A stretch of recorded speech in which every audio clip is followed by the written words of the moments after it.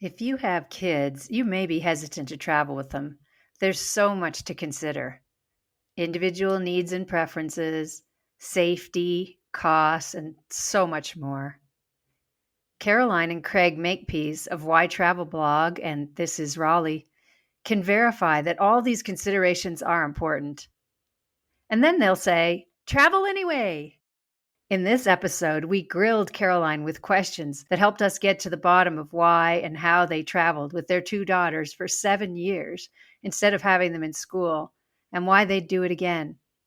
Get out your notebook and pencil as you prepare to jot down Caroline's gems of wisdom in this area. She's truly an expert on traveling as a family. Caroline Makepeace is the co-founder of two successful online publications. This is Raleigh, a platform for anyone looking to explore the best of Wake County, North Carolina, and YTravel blog, one of the world's most influential travel blogs. An avid traveler, she's lived in 5 countries and taught in them, has traveled to over 50, and has traveled full-time for 7 years with her 2 daughters. It's her mission to inspire and empower others to travel more and create a life they love. Our guiding question for the episode was, what can parents do to optimize traveling with their children? Here are a few of the topics Caroline addressed in this episode. What parents should be thinking about as they begin to plan their next family adventure, tips for approaching multiple modes of transportation, safety concerns and planning, age-specific guidelines for toddlers to teenagers, controlling costs while having rich experiences, tips for traveling with friends and visiting relatives, showing family and friends around your adopted city and country, and how parents can design experiential travel learning opportunities for children to interact with culture, including the arts, athletics, food, language, and more. This show was recorded on August 15th, 2024. Join us on our journey as we explore the life and times of the fun-loving, uber well-traveled Makepeace family.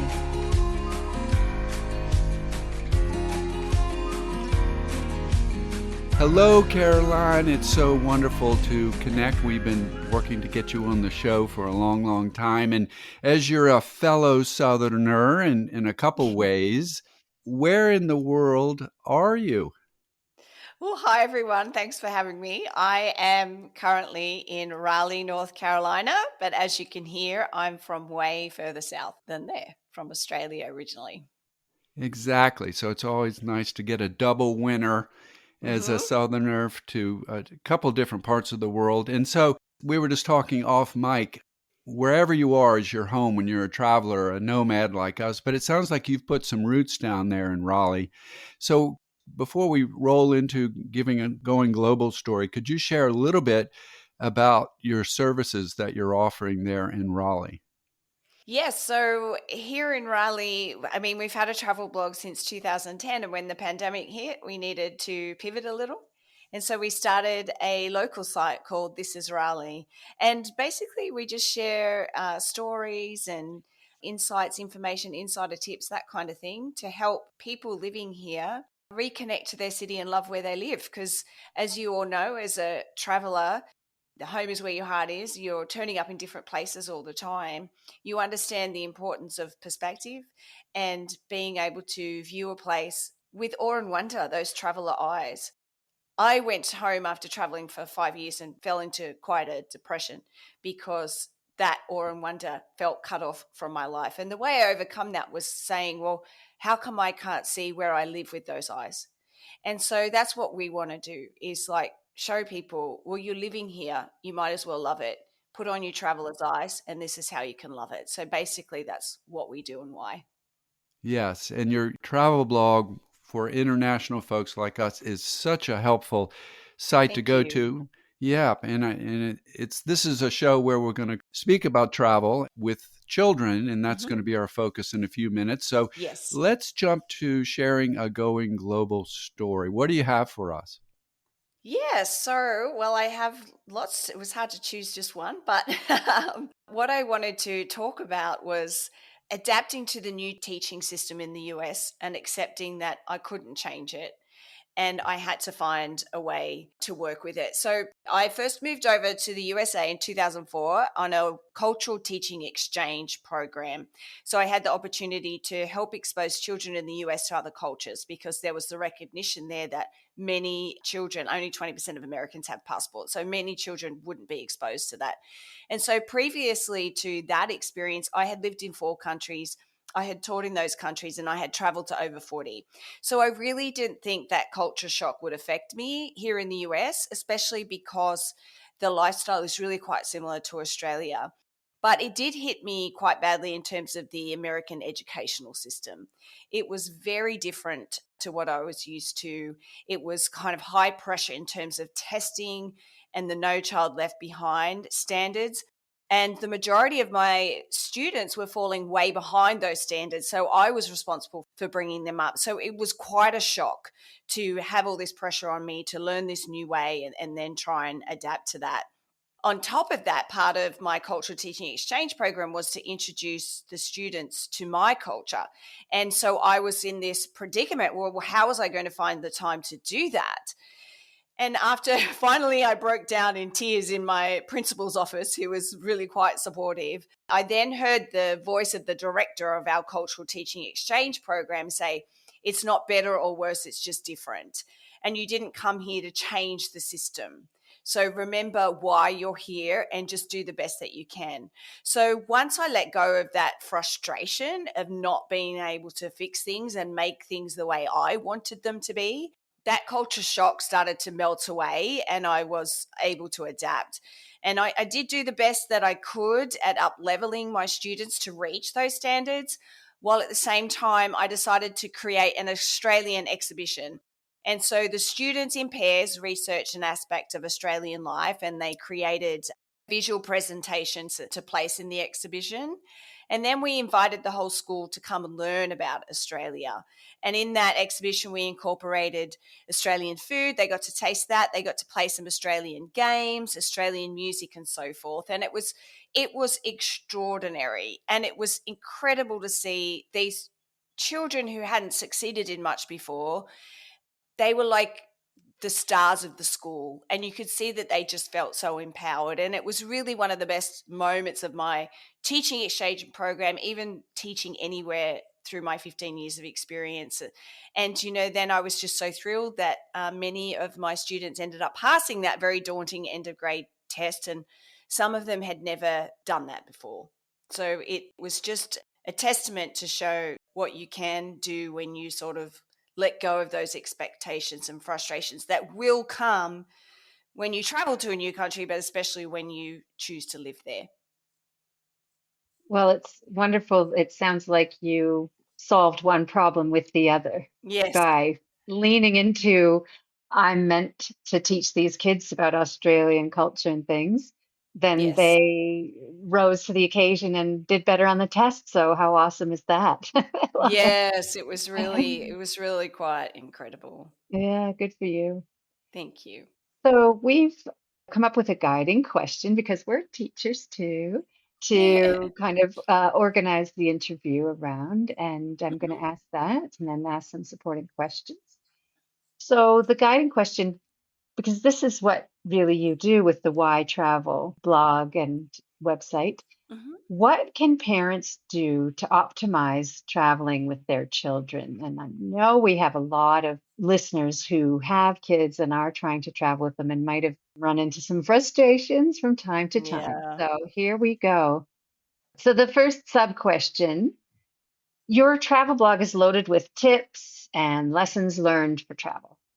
Mhm. So we invite our listeners to take advantage of your general travel advice. Thank you. But for this discussion, we want to focus on family travel. So let's start with the family, looking at the calendar to choose their next travel locations. What should parents be thinking about and then doing to plan their next family travel adventure?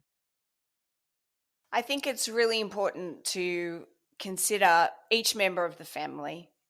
You really want everybody to be happy, and that includes the kids as well. So be thinking and having the discussions with them, even with really young children. You can start having these conversations with them, even though they may not seem so productive.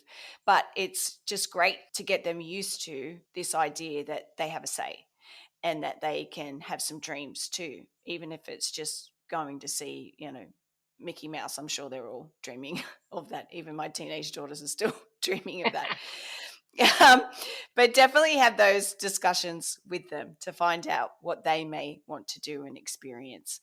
It's really important to understand your child, their personalities, their abilities, their interests, and definitely their age level. Traveling with a toddler is so different to traveling with a teenager. So every stage is very different, and you have different things you have to consider about what your children can do and are capable of and what they're going to like and enjoy. So they're definitely the most important things when you start planning for your trip. As a family, we love to pursue passions and hobbies that we have together as a family. And some of those have developed over our travel experiences. And some of those have evolved and changed as well. Like when our children were younger, we did a lot of hiking with them, a lot of kayaking, those outdoor activities. Where now, as teenagers, they never want to see another hiking trail again. So our hobbies as a family has kind of changed. Now it's more going to big cities and concerts. My younger daughter and I just traveled last weekend. It was only an hour away, but we went to the Zach Bryan concert. And then last year we traveled to Philadelphia for the Taylor Swift concert. So it's really, yeah, I mean, it was incredible. Now they're trying to get us to pay extraordinary amount of money to go to Indianapolis, but that's New York and Disney World won't happen if we spend all our money on Taylor Swift. And then moving into that, speaking of money, of course, you want to consider your budget and your timing as well. If you have children who are school aged, that's going to be very important. Unfortunately, you're going to be traveling in the busiest and most expensive time. So I do encourage, if you can, to travel off season. It's always so much better. Our daughters right now go to a year-round school, which means they have more frequent breaks throughout the year, which is fantastic because it's off-season time, which is perfect for traveling. And then once you have all that down, then you want to start doing your research, start planning, see what deals you can find, and then start crafting an itinerary with the children's input. That's all very helpful. And I think for our listeners, just kind of sitting down as a family and thinking of all the categories that come into play from, like you're saying, what is your passion? What is your hobby? Time, what is going to work financially? So there are lots of buckets to sit down and really include everyone in. And so this is a process for families to think about it. As a trip organizer myself, I jump right into the logistics, but this is getting me to think more, if I'm traveling with someone, to really be getting their input about what they want to do and then helping them, I think, with some questions. Say you're traveling with children and you talk to Max. Everyone knows Max listening to the podcast here. He's one of my sons. And helping him unpack what he likes to do. It's just not a given that your children are going to know what to share. So that's another thing that I would keep in mind. Yeah.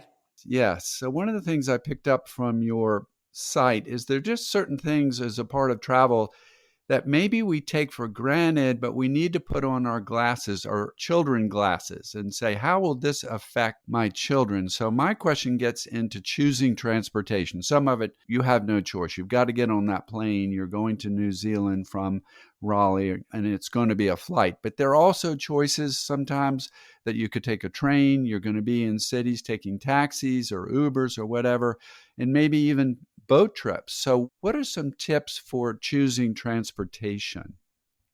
What you decide can often be age dependent. It's really important to consider that when you have young children, toddlers, especially the most difficult age, I think, for traveling, toddlers and teenagers. Direct flights are always the best if you can manage it with your budget, because especially if they're long flights, like for an Australian, every flight is long. So when I say that, I'm thinking in my head, direct flight, traveling overseas, abroad, etc. It's a lot for a young child to take just spending that much time on a plane, but having to change planes and time differences and all of that. So do your best to kind of reduce that impact on them. A tired child is not a great child to be around, even a tired adult, really. So we love road trips. We think that's the ultimate, especially with young children. As an example, when our youngest was 18 months, so that meant our eldest was almost 6, we were contemplating traveling full time with the girls. And so we went to Thailand on a short trip to test that, because we were thinking of backpacking around Southeast Asia. And we realized straight away that was not going to be a good choice. Given the toddler age of our younger and her personality, she is a child you need to watch. She cannot keep still. And we were traveling around Bangkok in taxis and they don't have car seats. And it was a struggle to get her to sit still. We went on boats, and the life jacket, they only had an adult size one, and it was easy for her to fall off the edge of the boat, and she's running around, and it was extremely stressful. And on top of that, we also had a business that we were trying to run. So you want to think about all of these factors, because when you're traveling with kids, your attention and your resources are split in so many different directions. There's only so much you can handle. So we realized this was not going to work given our life circumstances and the personality of Savannah. So then we changed and we decided to do a road trip around Australia, which ended up being awesome because she was semi-contained in her car seat, even though 15 minutes after we tried to leave on this big, which ended up being an 18-month road trip, she's throwing Vegemite sandwiches around the car and trying to escape out of the car seat. And it's all sorts of things. Like, she got lost in a hotel in Melbourne. She was just that child. And so the road trip was just so much better for her. Plus, with younger children, you're carrying so many things. Strollers, if you're feeding, you have that to worry about. With a road trip and you have your own vehicle, you can take a lot more, and that just helps your children feel a lot safer. When they can have more of their own things, they feel more comfortable, because it can be such a huge change for them. And I think they're the two biggest things to think about. But boats, I mean, again, you have to think about that. Does your child suffer from motion sickness? Savannah did, so that was never a great option for us.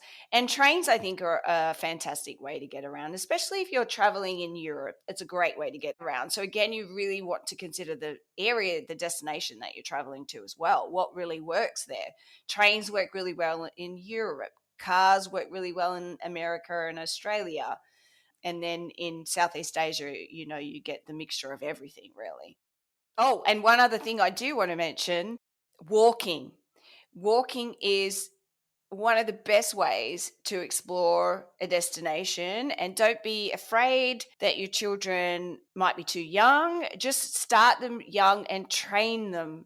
They might only be able to walk 15 minutes, and then a week later they can do 20, and then soon they'll be doing an hour. It's really incredible to see what your kids are capable of if you let them show it.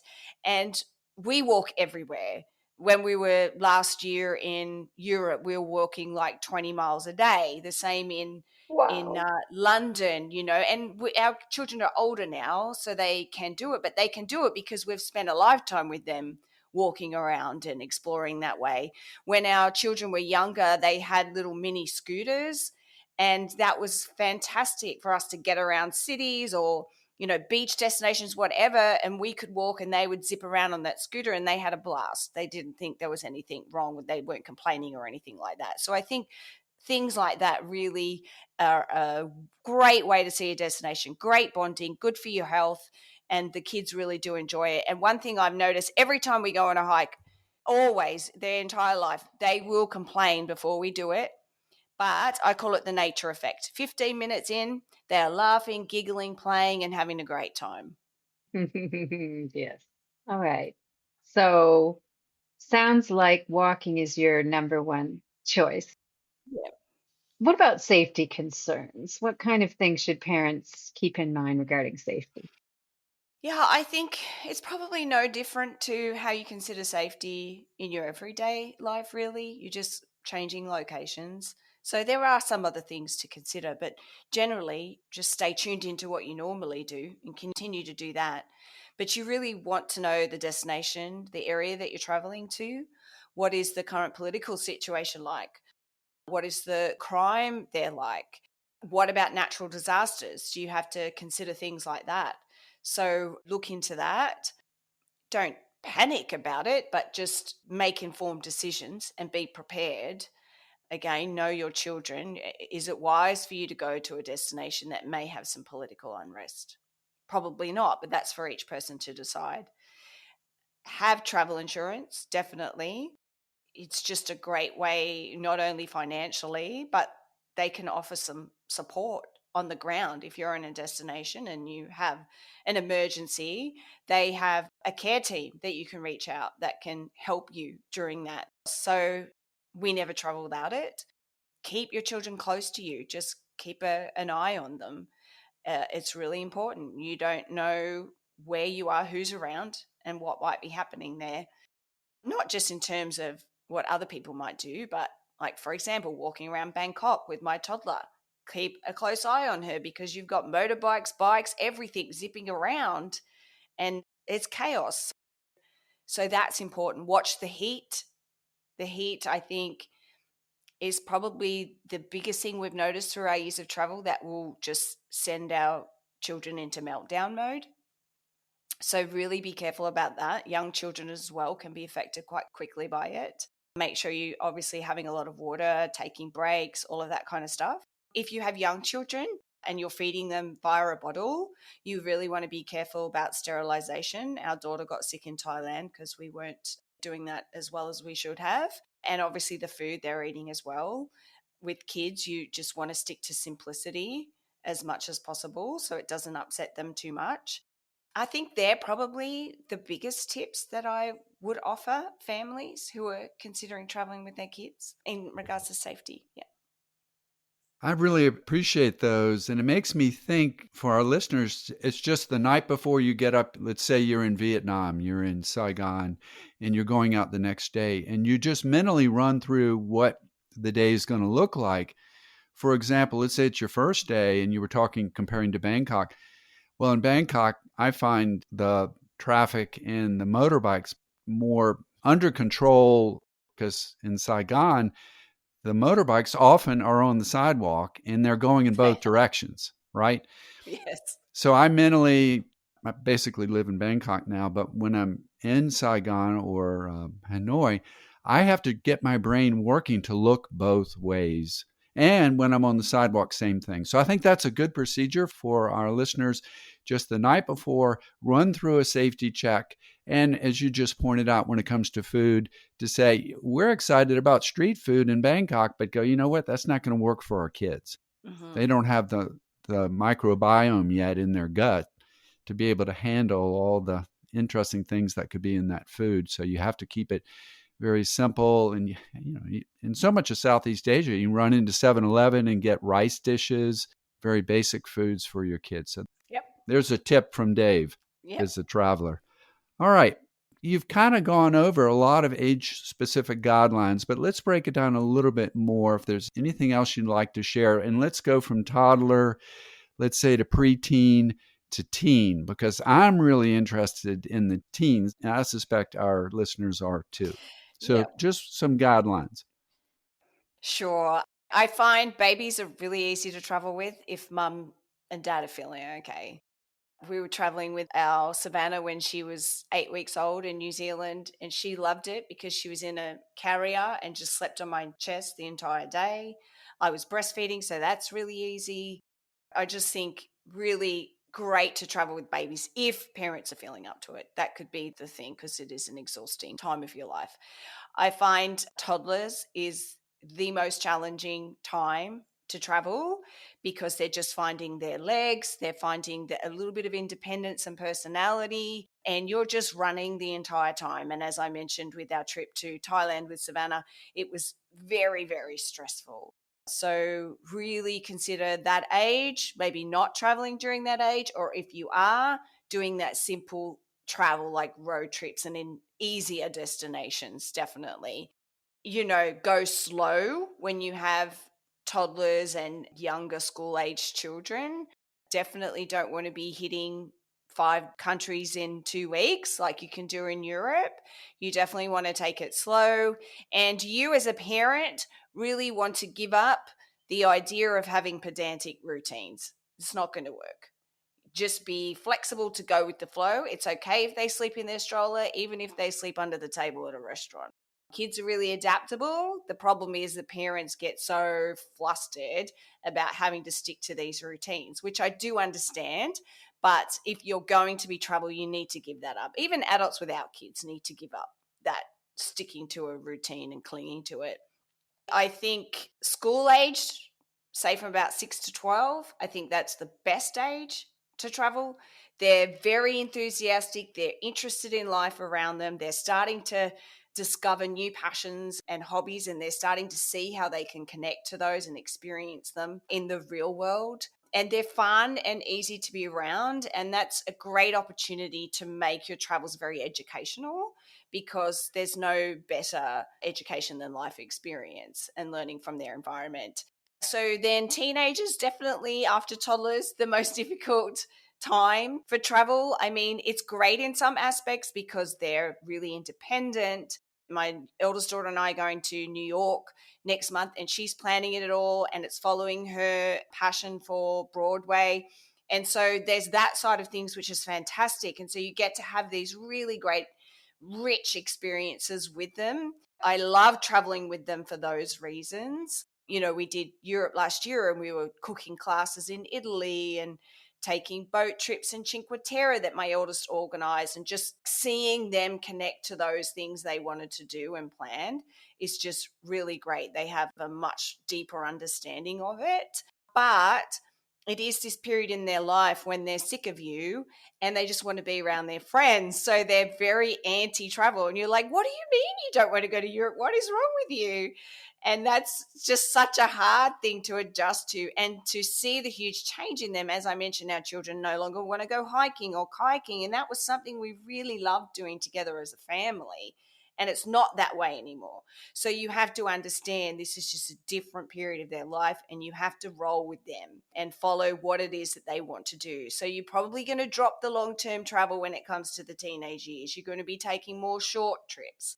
Again, dependent on each child, there might be some teenagers who don't want to go to school and, you know, they just want to travel because they see the benefit in that. But for the majority of teenagers at this stage in their life, they do want to be around their friends a lot, and they're thinking more about the next step for them after school and preparing for that.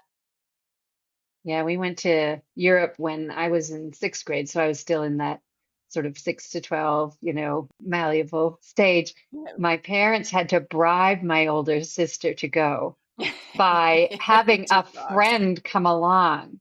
And, Yeah. luckily I loved the friend. I thought she was the coolest. But later years, I thought, hey, wait a minute, I should have held out and said, but I want to bring a friend too, kind of thing. But Yeah, yeah, teenagers, I exactly. agree. They're a lot more challenging. All right. Yeah. So, traveling as a family, you've already alluded to this, that it can be expensive, especially if you're going to Swiftie concerts. What what advice do you have towards helping control costs while still having rich experiences? I think utilize free Mother Nature. So many amazing experiences you can have that are free. I've mentioned the hiking, kayaking, all of that a lot. I just think they're very valuable things to do as a family that can often be overlooked, and it's free. And it's great for your spirit, your soul, your health, all of those things as well. Look at lower budget accommodation. RV trips, as I mentioned, we did 18 months around Australia. We did 11 months across the USA in an RV. And so, especially if you're set up where you can boondock or travel off the grid, then it's not costing you anything, only the upfront costs of the vehicle, etc. Camping is another great one as well. And then apartment rentals. Apartment rentals lately have really shot up with cleaning fees and stuff. So sometimes they don't make sense cost wise. They can if you're staying for longer, a week or more, then that would make more sense. But apartment rentals are great for reducing costs as well because they have the kitchen there. They have the extra space for the kids, which they really need no matter what their age, you as well. And they have laundry facilities, all of that kind of stuff. So I think that's a really valuable thing to look at. Slow, immersive travel is really important, especially if you can go to those countries that are less expensive, like Southeast Asia, Africa, if you want to be really wild and adventurous. So there's that to consider. Your money's going to go much further. You're going to be able to travel longer in those areas. And travel hack, looked utilizing credit card mileage systems to get a lot of points. We do that. America's fantastic for that. If anyone lives in America, Australia just doesn't have it set up to be as lucrative, if that's the right word to use. But we were able to pay for the majority of our flights and our hotel rooms for 3 weeks of our month-long trip in Europe last year. So, it's an incredible way to reduce your travel costs. So, on that note, as folks are scribbling down all these tips that you're sharing, go to the YTravel website and read the post. You'll find even more in-depth information that's being shared here. All right, so let's really focus on, like, if you're an international educator, or like in your case, you all were traveling and working in different places. So one of the big benefits of international teaching is traveling with coworkers. It's so much fun. Another is when you're teaching in that foreign country and you're having relatives and friends come to visit you and they're excited, they want to learn about where you live. So, what advice can you share for traveling with other families or relatives and just what that might look like when you have them with you? Sure. I've had a lot of experience with both families and relatives. Actually, my parents were here in June. They were here for 3 weeks. So I'm quite fresh in having my parents here, the grandparents, and showing them around where we're living in Raleigh. Tips: you definitely need a lot of patience and you need to be flexible. They say traveling with other people will make or break a relationship, and that is absolutely true. So you want to do a lot of thinking about it before you choose to travel with other people. There's a lot to consider. So that's the very first step. Is this going to be a good match? And sometimes you don't know that until you get out on the road. So you want to have a plan in place in case you get out of the road and it's a failure. It's okay to say, look, I don't think this is working. We're going to go our way, you go yours. With families, that's kind of a different thing. You're not going to dump the family and see you later. I can't tolerate being around you anymore. Go home. But with friends, and even if you have that discussion with them beforehand, look, we've never traveled together before. If we do it, it's not working.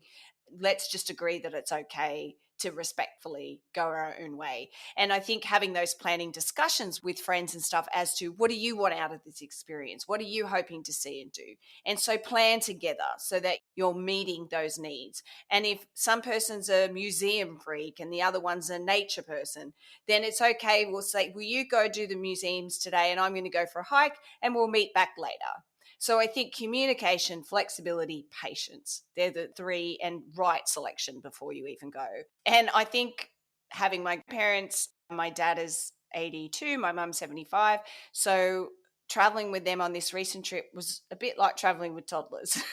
You have to take it slow. You need some nap breaks. You need lots of restroom breaks. Just being aware of their abilities, what they could do. Like my dad, no problem, would have done a 10K hike with me, but now he just can't, being the age that he's at. So we really reduced how much walking we did. So really considering that. And then the other things that I commented about, apartment rentals, road trips, that kind of thing, less is more, not trying to do as much. I think when you have family come to see you when you're living in another country, a lot of that is they want to see what your life is like. They really want to connect to it. And I know my mum's request was to visit the girls' school, and they had visited on previous times as well. And they came to my school when I was teaching there. So they came and they met the students and they want to meet your friends. So maybe organize a coffee date or a brunch experience or something where they can meet the people in your new life here and get to understand what you're experiencing here, and what is it about it that you really love. And that's so great for you because, my parents said to me several times, I really think you chose the best place to live in the USA. I can understand why that you are here, and I know that you made the right choice. And for anyone who's chosen to live in another country, it's difficult to leave your family and friends behind. And sometimes it's hard for them to understand that. And you can be plagued with guilt, especially when you have kids like we do. And so to hear them say that to me it was wonderful to hear. And I think that can happen if you really showcase where you're living and why you love it. I just have to ask, did they throw Vegemite sandwiches around in the back seat? Were they like toddlers in that way? I hope not. If I gave it to my dad, he would have, because he's like the only Australian who doesn't like Vegemite. Oh my goodness. Any other specific tips? You've pretty much covered it, I think, but around showing friends or family your adopted city and country. Yeah, I think take them to, your highlights, like where is your favorite place to get a coffee and a meal, and my parents just absolutely love that. And, what's happening in your area. Like there was a couple of outdoor concerts that we took them to, like not like big acts, just small community type stuff. Ask them what they want to see and do when they're coming. Like my mum and dad had a list of things that they wanted to do. We took them for an overnight trip to the beach nearby, and so just that kind of thing. And I think, choose 1 to 2 maybe big activity a day, and then around that plan and craft in those more living experiences like the coffee, the meet up with friends, that kind of thing. So I want to chime in. I really appreciate what you're saying about parents and friends coming in. And Audrey's had so much experience with this. It's just incredible how your family, your parents come to wherever you and Mark have been in the world, Every place. every place. So, wow. So I want to jump to what you started with, traveling with coworkers, friends, that it's so important. And here's Dave, the counselor, speaking, to have that, that upfront conversation about, let's be realistic with each other. Let's just keep talking about Bangkok. We're going to Bangkok. All right. What are you interested in? Let's get back to the buckets, the categories. Do you want to go to the palace? Do you want to go to the temples? Do you want to do a tour? Do you want to get out on the water? Whatever it might be. And then, just like you said, we can do different things, but we all have an out. We've got to be ready, because our friendship is what's most important here, that if it isn't working, that we can say it isn't working, and then we do our own thing, but maybe at the end of the trip, we get back together again and we're still friends. So that's another tip, and I really appreciate you sharing that. All right. You addressed the topic of homeschooling for families going global and living a nomadic lifestyle. And we invite our listeners, to go to the website and check out your resources, because they really are helpful. And one of the things I appreciated was your use of the term unschooling, which is what a lot of educators, we try to do that is sometimes as part of our regular teaching. So that's an important term to unpack a little bit, and how it connects to educational travel. So that kind of gets us to my question. Looking at extended travel, where you might have a big mid-year break, of course, your summer break. So how can parents design experiential learning opportunities? And you mentioned this a little bit earlier, that you want to get out and interact with local cultures, including the arts, maybe local sports, clearly food, language. So how can you design travel to be very educational for the family? Yeah. Going back to looking at what their interests are and what they're pursuing, because we all know we learn best when we're doing something we enjoy and are interested in. We connect a lot better to that experience. So that's going to be key, because you don't want to plan a experience around something they're going to hate, because they're not going to learn anything anyway. So really look to that. As I mentioned, the cooking in Tuscany. Well, my youngest daughter loves cooking. And so whenever we travel, we're looking to find experiences like that so she can do it. It's really very, very strange, because she is like the fussiest eater you will ever come across. but she will cook. She won't try it. She makes me eat it. Very weird, but she loves it. So we pursue that when we're traveling. And, you think of something like that, like cooking in Tuscany. We're cooking with the chef of the farm stay that we're staying at who couldn't speak English. And so we're communicating in this way and following her directions and creating this regional dish and then getting to sit and experience it together. I mean, there's so much learning in that 90 minutes, so much. She just thinks she's having fun. And she did try that food and she did love it. So there's the growth there. Trying to do that in my home kitchen just doesn't work. There could be language schools. If your child's interested in learning Spanish, go to Spain or a Latin American country and maybe go to a school or just somehow immerse yourself in that culture. So you're forced to speak the language and learn it in that way. If your child's into art, there are art classes they could do in a new destination, art museums, all these kind of paths that you can start pursuing. When our children were younger and we were traveling around the US, we made a lot of stops along the way, particularly in the South, that had to do with civil rights. So we've taken quite a journey along the civil rights trail. Now, you try and get a child to sit in a classroom and learn about that through a book is very challenging. But, to see Martin Luther King's home and where he preached as a preacher, and Rosa Parks, where she got on the bus, all of those things become so real to them. Similarly, traveling along the East Coast, we did a Revolutionary War trail. So we visited a lot of places along the way and learnt about that part of America, which for us, not being American, helped us to understand more the culture that we've chosen to live in, which I think is really important. National parks. I don't know how many across America we've visited now, but a lot, and a lot in Australia as well.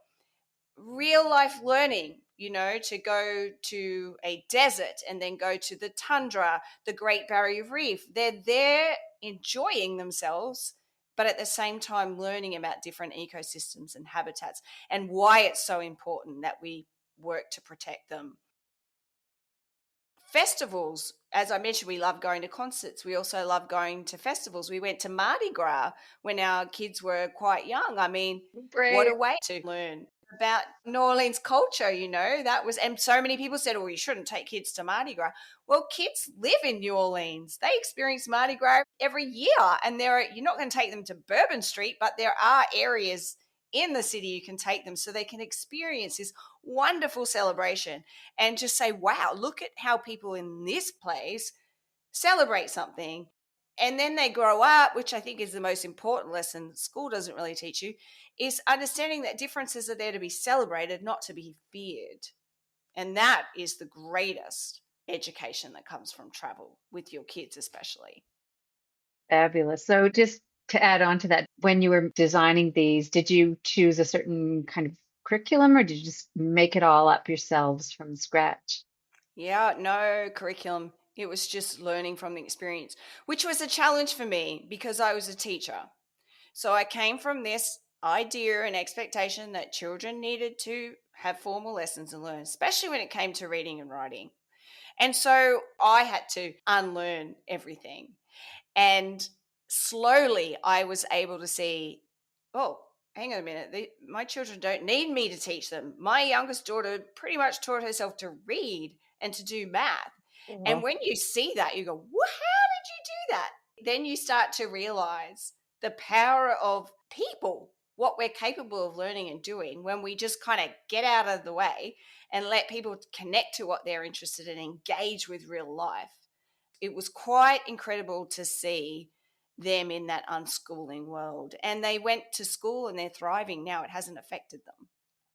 That's amazing. I love to hear that. And also, as a teacher, I totally empathize with Yeah. your wish to kind of, but we've got to, Yeah. have a Yeah. system. Is there anything else you'd like to share with our listeners? You've given a lot of great tips. Any areas that maybe we didn't cover that are coming to mind? I think we've covered a lot. I think we've covered the questions people are going to have. I just think if I can let families know is a lot of people will say, well, I'm not going to travel with kids. It's just too hard. Parenting is hard. It doesn't matter where you are. You might as well go out and travel and have these incredible experiences, create this amazing bond, have these memories, and just allow your children this opportunity to experience life and to grow as people. And a lot of people will say, oh, but they're not going to remember everything.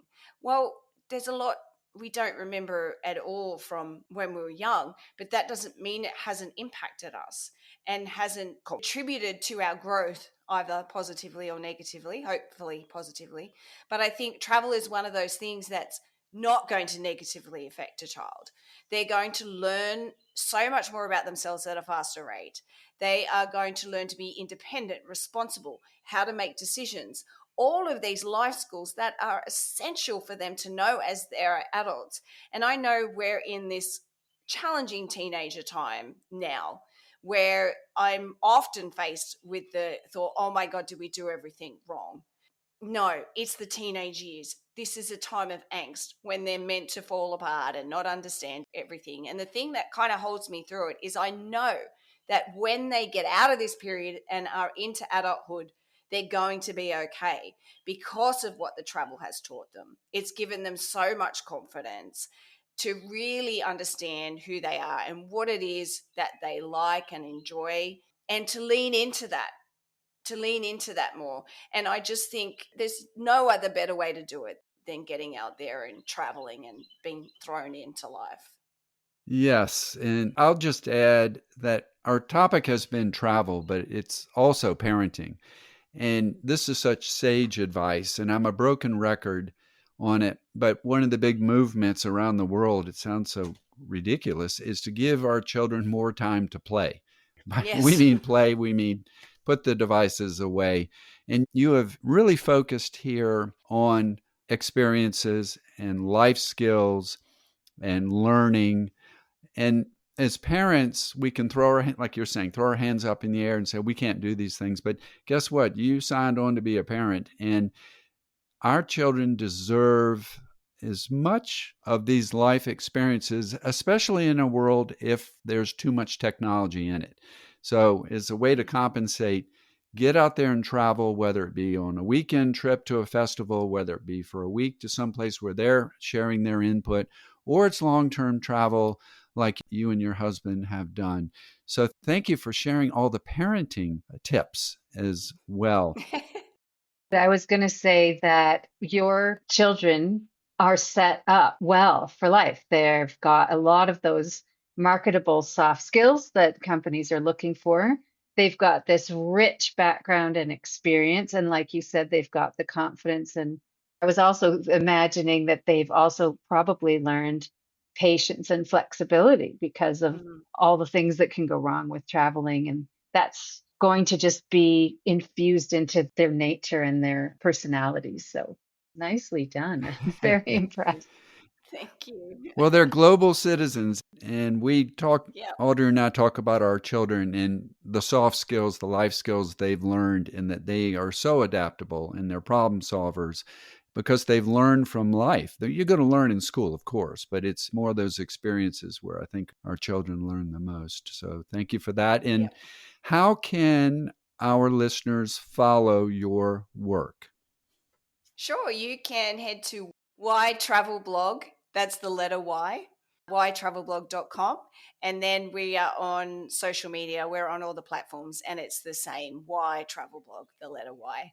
And then if you're in the Raleigh area, we have thisisraleigh.com, and it's thisisraleigh on Instagram. Nice. I'm impressed with your entrepreneurial spirit, your creativity, your go get 'em attitude, and the fact that you've raised your kids in the same way will only serve them well in life. So thank Thank you you. so Thank you. much for sharing of yourself, your family, your tips, your thoughts on life and travel and traveling with kids. We really appreciate your time. Thanks again. Thank you for having me. It's been wonderful chatting with you both. I've enjoyed it a lot. Yes, this has been such a trip on so many levels. So Thank you. And maybe at some point our paths will cross, as I'm a Virginian, but now I'm from Idaho. I've made a move, but maybe I'll make it down to the Raleigh area. So thanks again, Caroline. Yes, you're welcome. Thank you. Hi, everyone. It's Audrey. And David. We're so happy and grateful that you're here listening to us. We really want to thank the people who follow us on Apple Podcasts and have written reviews. We appreciate you guys. We hope to increase our reach within the international education community, so we are asking for your help. Please follow our show on Apple, Spotify, YouTube Music, or your favorite podcast listening app. We have posted instructions on how to do this on our podcast page. If you like our show and the services we aim to provide, please rate us and write a review. This will help us grow our audience and support our mission of sharing the joys of international teaching with as broad a group as possible. We'd love to increase those numbers in Africa, South America, and Australia. So thanks again for listening and for all your support. Let's recruit as many teaching peeps as possible to travel, teach, and connect with us.